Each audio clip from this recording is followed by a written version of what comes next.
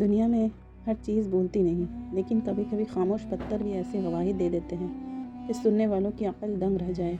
اسلام کی تاریخ میں ایک ایسا ہی واقعہ چھپا ہے جہاں ایک شخص نے غرور میں آ کر ایک سوال کیا، لیکن اسے ایسا جواب ملا جس نے پورے عرب کو ہلا کر رکھ دیا۔ مکہ کی گلیوں میں دشمنی کی آگ دہک رہی تھی۔ ایک طرف وہ ذات تھی جو رحمت للعالمین تھی، اور دوسری طرف وہ شخص جسے جہالت کا باپ کہا جاتا ہے، ابو جہل۔ ابو جہل نے سوچا کہ آج وہ موقع ہے، مالائے کائنات کو سب کے سامنے لاجواب کر دے گا۔ ابو جہل نے سوچا کہ آج وہ مولائے کائنات صلی اللہ علیہ وسلم کو سب کے سامنے لاجواب کر دے گا۔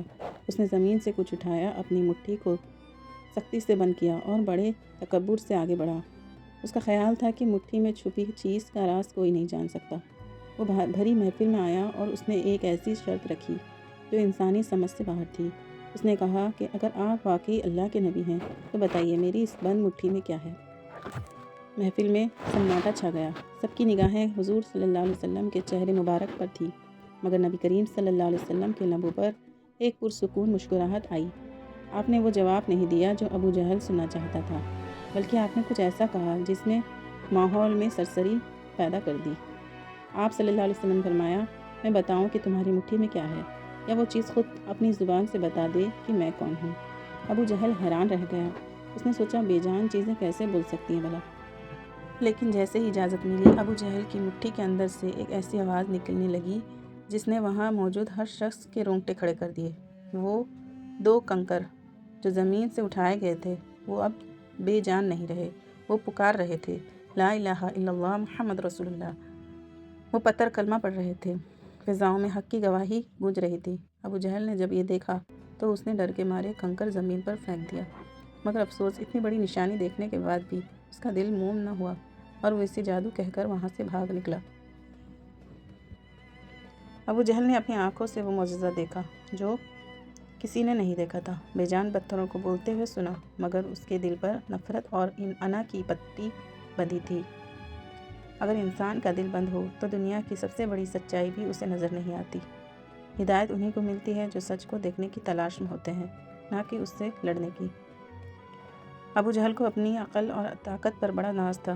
اس نے یہ سوال حضور صلی اللہ علیہ وسلم کو نیچا دکھانے کے لیے کیا تھا۔ جب انسان کے اندر میں یعنی ایگو آ جاتی ہے نا، تو وہ اتنا ضدی ہو جاتا ہے کہ حق سامنے ہونے کے باوجود اسے ٹھکرا دیتا ہے۔ تکبر ہی وہ چیز ہے جو انسان کو سچائی سے دور کر دیتی ہے۔ کائنات کی ہر چیز اللہ اور اس کے رسول صلی اللہ علیہ وسلم کو پہچانتی ہے۔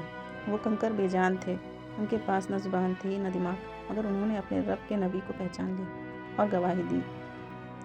یہ واقعہ ہمیں احساس دلاتا ہے کہ چرندے پرندے، پہاڑ اور پتھر بھی اپنے خالق اور اس کے حبیب صلی اللہ علیہ وسلم سے محبت کرتے ہیں۔ افسوس اس انسان پر ہے جو سب سمجھنے کے بعد بھی اپنے رب سے دور رہے۔ صبر اور امتحان کی جیت۔ حضور صلی اللہ علیہ وسلم نے ابو جہل کی بدتمیزی اور غصے کا جواب غصے سے نہیں دیا، بلکہ بڑے اطمینان سے فرمایا، سچ کو ثابت کرنے کے لیے چلانے یا جھگڑنے کی ضرورت نہیں ہوتی۔ سچائی اپنے آپ میں اتنی پر اثر ہوتی ہے کہ وہ خاموش پتھروں سے بھی اپنی گواہی دلوا سکتے ہیں۔ دوستوں، ابو جہل کی مٹھی کے ان کنکروں نے تو کلمہ پڑھ لیا، مگر سوال یہ ہے کہ کیا ہمارا دل جو دھڑکتا ہے، جو محسوس کرتا ہے، وہ اس حقیقت کو تسلیم کرنے کے لیے تیار ہے؟ کہیں ہمارا غرور ہمیں ان بے جان پتھروں سے زیادہ تو سخت نہیں بنا رہا؟